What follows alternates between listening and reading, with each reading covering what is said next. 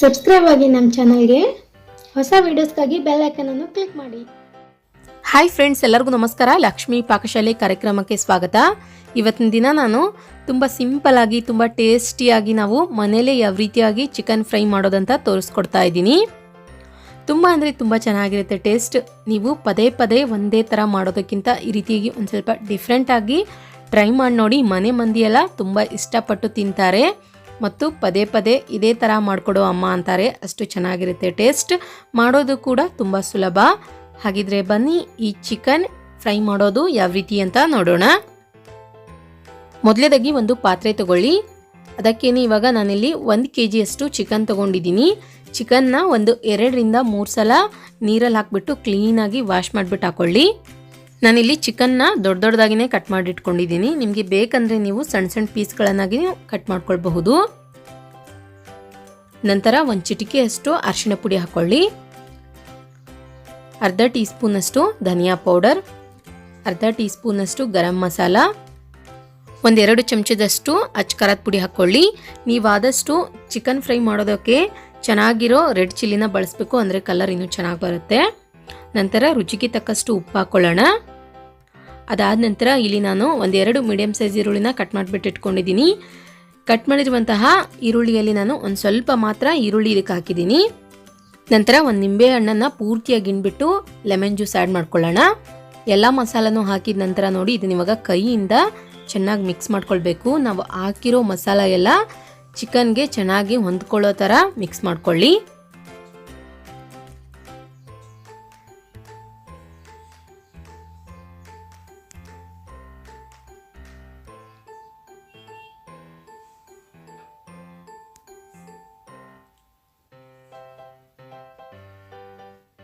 Okay ನೋಡಿ ಸ್ನೇಹಿತರೆ, ಇವಾಗ ನಾನಿಲ್ಲಿ ಇದನ್ನು ಮಿಕ್ಸ್ ಮಾಡಿಬಿಟ್ಟು ರೆಡಿ ಮಾಡಿ ಇಟ್ಕೊಂಡಿದ್ದೀನಿ. ಇದನ್ನು ಮೇಲ್ಗಡೆ ಮುಚ್ಚಿಬಿಟ್ಟು ಒಂದು 10 ರಿಂದ 15 ನಿಮಿಷ ರೆಸ್ಟ್ ಮಾಡೋದಕ್ಕೆ ಬಿಟ್ಬಿಡೋಣ. ನಂತರ ಗ್ಯಾಸ್ ಆನ್ ಮಾಡ್ಕೊಂಡ್ಬಿಟ್ಟು ಒಂದು ಪ್ಯಾನ್ ಇಟ್ಕೊಳ್ಳಿ. ಅದು ಬಿಸಿಯಾದ ನಂತರ ಅದಕ್ಕೆ ಇವಾಗ ಮಸಾಲಾನ ಹಾಕ್ಬಿಟ್ಟು ಒಂದು ಸ್ವಲ್ಪ ಹುರ್ಕೊಳ್ಬೇಕು. ನಾನಿಲ್ಲಿ ಒಂದು ಸ್ವಲ್ಪ ಚಕ್ಕೆ ತೊಗೊಂಡಿದ್ದೀನಿ. ಒಂದು 8 ರಿಂದ 10 ಲವಂಗ, ಒಂದು 8 ರಿಂದ 10 ಕಾಳು ಮೆಣಸು, 2 ಟೀ ಸ್ಪೂನಷ್ಟು ಧನಿಯಾ ಬೀಜ ಮತ್ತು 1-2 ಏಲಕ್ಕಿ ತೊಗೊಳ್ಳಿ. ಅರ್ಧ ಟೀ ಸ್ಪೂನಷ್ಟು ಜೀರಿಗೆ, ಒಂದು 8 ರಿಂದ 10 ಒಣಮೆಣಸಿನ್ಕಾಯಿ, 1 ಟೀ ಸ್ಪೂನಷ್ಟು ಸೋಪು, ಇದನ್ನೆಲ್ಲ ಹಾಕ್ಬಿಟ್ಟು ನೀಟಾಗಿ ಹುರ್ಕೊಳ್ಬೇಕು. ಘಮ ಘಮ ಅಂತೇಳಿ ಸುವಾಸನೆ ಬರುತ್ತೆ, ಅಲ್ಲಿವರೆಗೂ ಚೆನ್ನಾಗಿ ಹುರಿಬೇಕು. ನೋಡಿ ಇವಾಗ ನಾನಿಲ್ಲಿ ಈ ರೀತಿಯಾಗಿ ಹುರಿದ್ಬಿಟ್ಟು ರೆಡಿ ಮಾಡಿ ಇಟ್ಕೊಂಡಿದ್ದೀನಿ. ಇದನ್ನ ಇವಾಗ ಪೂರ್ತಿಯಾಗಿ ತಣ್ಣಗಾಗೋದಕ್ಕೆ ಬಿಟ್ಬಿಡೋಣ. ಮಸಾಲ ಎಲ್ಲ ತಣ್ಣಗಾದ ನಂತರ ಒಂದು ಮಿಕ್ಸಿ ಜಾರ್ ತಗೊಳ್ಳಿ. ಅದಕ್ಕೆ ಇವಾಗ ಹುರಿದಂತಹ ಸಾಮಗ್ರಿಗಳನ್ನು ಹಾಕ್ಬಿಟ್ಟು ನೈಸಾಗಿ ಗ್ರೈಂಡ್ ಮಾಡ್ಕೊಳ್ಳೋಣ. ಓಕೆ ನೋಡಿ, ಇವಾಗ ನಾನಿಲ್ಲಿ ಗ್ರೈಂಡ್ ಮಾಡಿಬಿಟ್ಟು ರೆಡಿ ಮಾಡಿ ಇಟ್ಕೊಂಡಿದ್ದೀನಿ. ಈ ರೀತಿಯಾಗಿ ಪೌಡರ್ ರೆಡಿಯಾಗುತ್ತೆ.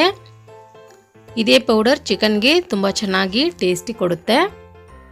ನಂತರ ಗ್ಯಾಸ್ ಆನ್ ಮಾಡ್ಕೊಂಡ್ಬಿಟ್ಟು ಒಂದು ಪಾತ್ರೆ ಇಟ್ಕೊಳ್ಳಿ. ಅದು ಬಿಸಿಯಾದ ನಂತರ ಅದಕ್ಕೆ ಇವಾಗ ಎಣ್ಣೆ ಹಾಕ್ಕೊಳ್ಳೋಣ. ಎಣ್ಣೆ ಚೆನ್ನಾಗಿ ಬಿಸಿಯಾದ ನಂತರ ಒಂದು 2 ಇಂಚಷ್ಟು ಚಕ್ಕೆ ಹಾಕ್ಕೊಳ್ಳಿ. ಅದಾದ ನಂತರ ಕಟ್ ಮಾಡಿರುವಂತಹ ಈರುಳ್ಳಿ ಹಾಕ್ಕೊಳ್ಳೋಣ. ಆದಷ್ಟು ಫ್ರೆಂಡ್ಸ್, ಇದು ಚಿಕನ್ ಫ್ರೈ ಮಾಡೋದಕ್ಕೆ ಈರುಳ್ಳಿನ ಒಂದು ಸ್ವಲ್ಪ ಜಾಸ್ತಿಯಾಗಿ ಬಳಸಿ. ನಾನಿಲ್ಲಿ ಒಂದು 3 ರಿಂದ 4 ಮೀಡಿಯಂ ಸೈಜ್ ಈರುಳ್ಳಿನ ಸಣ್ಣದಾಗಿ ಹೆಚ್ಚಿಬಿಟ್ಟು ಹಾಕೊಂಡಿದ್ದೀನಿ. ಈರುಳ್ಳಿ ಹಾಕಿದ ನಂತರ ನೋಡಿ, ಇದನ್ನು ಒಂದು ಸ್ವಲ್ಪ ಹೊತ್ತು ಚೆನ್ನಾಗಿ ಫ್ರೈ ಮಾಡ್ಕೊಳ್ಬೇಕು, ಹಸಿ ವಾಸನೆ ಹೋಗೋವರೆಗೂ. ಅದಾದ ನಂತರ ಇಲ್ಲಿ ನಾನು 1 ಟೀ ಸ್ಪೂನಷ್ಟು ಶುಂಠಿ ಬೆಳ್ಳುಳ್ಳಿ ಪೇಸ್ಟ್ ಹಾಕೊಳ್ತಾ ಇದ್ದೀನಿ. ಶುಂಠಿ ಬೆಳ್ಳುಳ್ಳಿ ಪೇಸ್ಟ್ ಹಾಕಿದ ನಂತರನೂ ಚೆನ್ನಾಗಿ ಇದನ್ನು ಫ್ರೈ ಮಾಡ್ಕೊಳ್ಳಿ. ನಂತರ ಒಂದು ಮೀಡಿಯಂ ಸೈಜ್ ಟೊಮೊಟೊ ಹಣ್ಣನ್ನು ಕಟ್ ಮಾಡಿಬಿಟ್ಟು ಹಾಕ್ಕೊಳ್ಳಿ. ಅದನ್ನು ಅಷ್ಟೇ ಹಾಕಿದ ನಂತರ ಒಂದು ಸ್ವಲ್ಪ ಹೊತ್ತು ಚೆನ್ನಾಗಿ ಫ್ರೈ ಮಾಡ್ಕೊಳ್ಬೇಕು. ಇದನ್ನ ಇವಾಗ ಮೇಲ್ಗಡೆ ಮುಚ್ಚಿಬಿಟ್ಟು 1-2 ನಿಮಿಷ ಪೂರ್ತಿ ಕಡಿಮೆ ಉರಿಯಲ್ಲಿಟ್ಬಿಟ್ಟು ಬೇಯಿಸ್ಕೊಳ್ಳಿ. ಟೊಮೊಟೊ ಮತ್ತು ಈರುಳ್ಳಿ ಚೆನ್ನಾಗಿ ಸ್ಮೂತಾಗಿ ಆಗಬೇಕದು. ಓಕೆ ನೋಡಿ ಫ್ರೆಂಡ್ಸ್, ಇವಾಗ ಒಂದು 2 ಮಿನಿಟ್ಸ್ ಕಂಪ್ಲೀಟಾಗಿ ಆಗಿದೆ. ಇಲ್ಲಿ ಟೊಮೊಟೊ ಹಣ್ಣು ಸ್ಮೂತಾಗಿ ಬಂದಿದೆ. ನಂತರ ಇದನ್ನ ಇವಾಗ ತಿರ್ಗಾ ಒಂದ್ಸಲ ಚೆನ್ನಾಗಿ ಮಿಕ್ಸ್ ಮಾಡ್ಕೊಳ್ಳಿ. ಅದಾದ ನಂತರದಲ್ಲಿ ಇವಾಗ ಮೊದಲೇ ನಾವು ಚಿಕನ್ ಏನು ನೆನೆಸ್ಕೊಂಡಿರ್ತೀವಲ್ವಾ, ಚಿಕನ್ ಹಾಕೊಳ್ಳೋಣ. ಚಿಕನ್ ಹಾಕಿದ ನಂತರ ನೋಡಿ, ಪೂರ್ತಿ ಕಡಿಮೆ ಉರಿಯಲ್ಲಿ ಇಟ್ಬಿಟ್ಟು ಇದನ್ನ ಚೆನ್ನಾಗಿ ಒಂದ್ಸಲ ಮಿಕ್ಸ್ ಮಾಡ್ಕೊಳ್ಳಿ. ಒಂದ್ಸಲ ಚೆನ್ನಾಗಿ ಮಿಕ್ಸ್ ಆದ ನಂತರ ಗ್ಯಾಸ್ ಫ್ಲೇಮ್ ಮೀಡಿಯಮ್ ಆಗಿ ಇಟ್ಕೊಂಡ್ಬಿಟ್ಟು ಚೆನ್ನಾಗಿ ಮಿಕ್ಸ್ ಕೊಡಬೇಕು.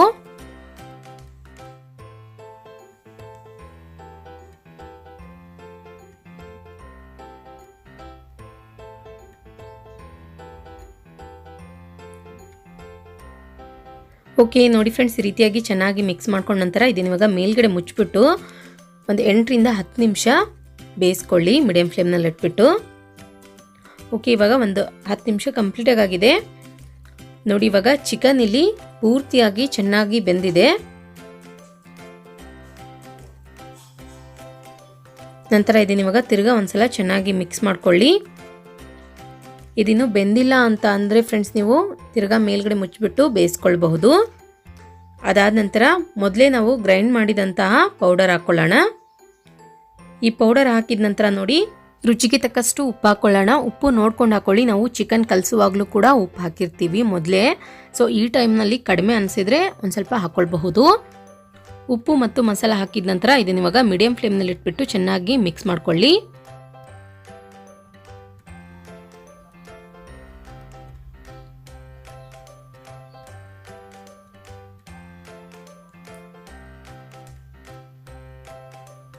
ನೋಡಿ ಫ್ರೆಂಡ್ಸ್, ಇವಾಗ ನಾನಿಲ್ಲಿ ಈ ರೀತಿಯಾಗಿ ಮಿಕ್ಸ್ ಮಾಡಿಬಿಟ್ಟು ರೆಡಿ ಮಾಡಿ ಇಟ್ಕೊಂಡಿದ್ದೀನಿ. ಇದನ್ನ ಇವಾಗ ತಿರ್ಗಾ ಮೇಲ್ಗಡೆ ಮುಚ್ಚಿಬಿಟ್ಟು ಒಂದು 10 ನಿಮಿಷ ಬೇಯಿಸ್ಕೊಳ್ಳೋಣ.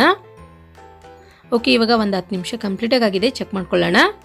ವಾವ್, ನೋಡಿ ಇವಾಗ ರುಚಿಕರವಾದ ಚಿಕನ್ ಆನಿಯನ್ ಫ್ರೈ ರೆಡಿಯಾಗಿದೆ. ಇದನ್ನು ನೀವು ಬಿಸಿ ಬಿಸಿ ಚಪಾತಿ ಅಥವಾ ರೊಟ್ಟಿ ಜೊತೆಗೇನೋ ಆಗಲಿ ಅಥವಾ ಪರೋಟ ಜೊತೆಗೆ ಇಲ್ಲ ರೈಸ್ ಜೊತೆಗೆ ತಿಂದರೆ ತುಂಬ ಸಖತ್ತಾಗಿ ಕಾಂಬಿನೇಷನ್ ಕೊಡುತ್ತೆ. ನೀವು ಹೊರಗಡೆ ಏನು ದಾಬಾದಲ್ಲಿ ತಿಂತೀರ ಚಿಕನ್, ಅದೇ ಥರ ಟೇಸ್ಟ್ ಮನೇಲಿ ಕೊಡುತ್ತೆ ಈ ಥರ ನೀವು ಚಿಕನ್ ಮಾಡಿದರೆ. ಇದಕ್ಕೆ ಇವಾಗ ಕೊನೆಯದಾಗಿ ಒಂದು ಸ್ವಲ್ಪ ಕೊತ್ತಂಬರಿ ಸೊಪ್ಪು ಹಾಕ್ಕೊಳ್ಳೋಣ. ಕ್ಲೀನಾಗಿ ವಾಶ್ ಮಾಡಿಬಿಟ್ಟು ಕಟ್ ಮಾಡಿಬಿಟ್ಟು ಹಾಕ್ಕೊಳ್ಳಿ. ಕೊತ್ತಂಬರಿ ಸೊಪ್ಪು ಹಾಕಿದ ನಂತರ ಇದನ್ನು ಇವಾಗ ತಿರ್ಗಾ ಚೆನ್ನಾಗಿ ಮಿಕ್ಸ್ ಮಾಡ್ಕೊಳ್ಳಿ. ಓಕೆ ನೋಡಿ ಫ್ರೆಂಡ್ಸ್, ಇವಾಗ ರುಚಿಕರವಾದ ಚಿಕನ್ ಆನಿಯನ್ ಫ್ರೈ ರೆಡಿಯಾಗಿದೆ. ನೋಡಿದ್ರಲ್ಲ ಯಾವ ರೀತಿಯಾಗಿ ನಾವು ಸುಲಭವಾಗಿ ಮನೇಲೇನೆ ಚಿಕನ್ ಆನಿಯನ್ ಫ್ರೈ ಮಾಡ್ಕೊಳ್ಳೋದಂತ. ನಾ ಮಾಡಿರೋ ಈ ರೆಸಿಪಿ ನಿಮಗೆ ಇಷ್ಟ ಆಗಿದ್ದರೆ ಪ್ಲೀಸ್ ಲೈಕ್ ಮಾಡಿ, ಶೇರ್ ಮಾಡಿ, ಕಮೆಂಟ್ ಮಾಡಿ. ಇನ್ನಷ್ಟು ಈಸಿ ರೆಸಿಪೀಸ್ಗಾಗಿ ನಮ್ಮ ಲಕ್ಷ್ಮಿ ಪಾಕಶಾಲೆ ಚಾನಲ್ಗೆ ಸಬ್ಸ್ಕ್ರೈಬ್ ಆಗೋದು ಮಾತ್ರ ಮರಿಬಾರ್ದು. ಮತ್ತೆ ಒಂದು ಇಂಟ್ರೆಸ್ಟಿಂಗ್ ರೆಸಿಪಿ ಒಂದಿಗೆ ಬರ್ತೀನಿ ಮುಂದಿನ ಸಂಚಿಕೆಯಲ್ಲಿ. Keep watching. Thank you. Bye.